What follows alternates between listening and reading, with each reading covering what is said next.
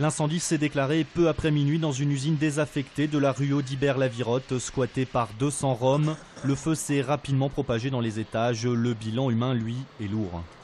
Donc après avoir procédé à la maîtrise de l'incendie, on a assez rapidement compris qu'il nous manquait 3 personnes en fait, qui étaient probablement à l'intérieur.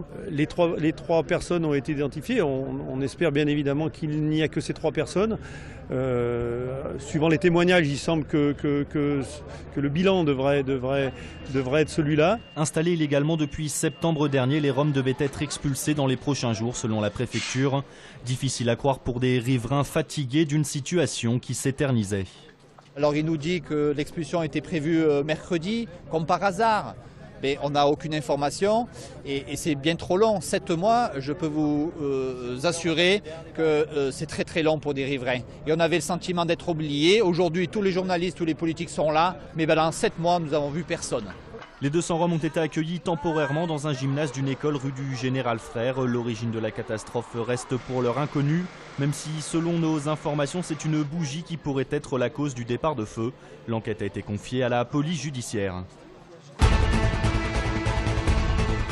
Suite à ce dramatique accident de la nuit dernière qui, je vous le rappelle, a causé la mort de 3 personnes, associations de défense des Roms et personnalités politiques se sont exprimées tour à tour. Ce fut le cas notamment du ministre de l'Intérieur Manuel Valls, venu sur les lieux du drame en compagnie de la garde des Sceaux, Christiane Taubira. Lyon, comme d'autres grandes villes, sont confrontées aux problématiques liées aux populations d'origine rom, comme aux déboutés du droit d'asile. Nous sommes en train de changer cette politique-là pour trouver des solutions concrètes, d'abord avec les pays d'origine, mais il n'y a pas de solution qui passe par le fait de laisser des squats ou des campements de fortune. C'est scandaleux que la préfecture du Rhône n'applique pas les circulaires interministérielles, n'applique pas le droit. Qu'est-ce qu'ils attendent? Il va falloir combien de cas comme ça pour que le préfet du Rhône se décide à enfin appliquer la loi et appliquer les circulaires? Lorsqu'une association comme Forum Réfugiés dit qu'entre 2011 et 2012, le nombre de demandeurs d'asile a augmenté de 67%, cela veut dire que nous ne pouvons pas faire face et qu'à un moment donné, les pouvoirs publics doivent prendre un certain nombre de positions parce que dans nos villes, c'est aujourd'hui impossible de résoudre ce genre de situation.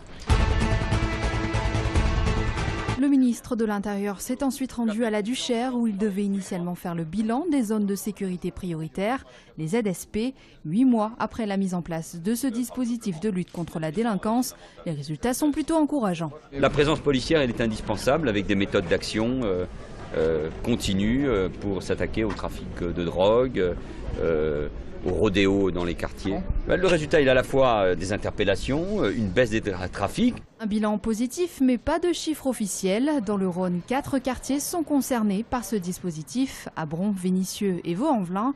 Ici à la Duchère, les actions menées par la police et la ville ont porté leurs fruits.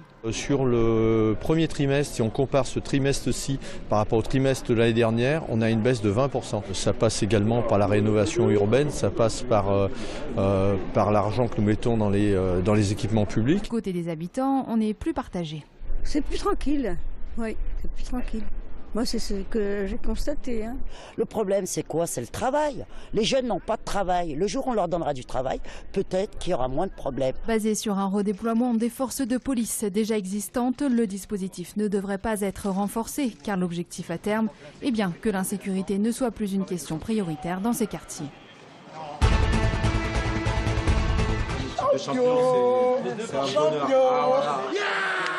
La joie des joueurs du PSG en venant chercher ce titre de champion de France à Gerland, les Parisiens reproduisent ce que les Lyonnais avaient fait quelques années plus tôt à Paris. À l'époque, Lyon régnait sans partage sur le football français. Hier soir, le PSG s'est emparé du trône.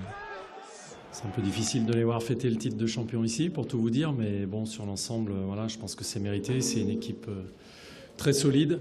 Très difficile à bouger. Je suis très heureux, c'est un bon début avec ce club, mais l'avenir nous appartient, on peut faire beaucoup mieux et si on continue à gagner des titres de cette manière, Dieu seul sait ce qui pourra se passer dans le futur.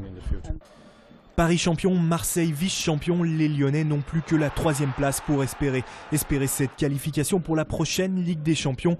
À 2 journées de la fin, l'OL a toujours 3 points d'avance sur Lille et Nice.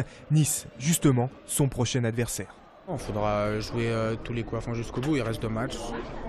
Le meilleur des scénarios, ce serait de victoires. À nous de garder notre fraîcheur et essayer de faire de bons résultats afin de garder cette 3e place.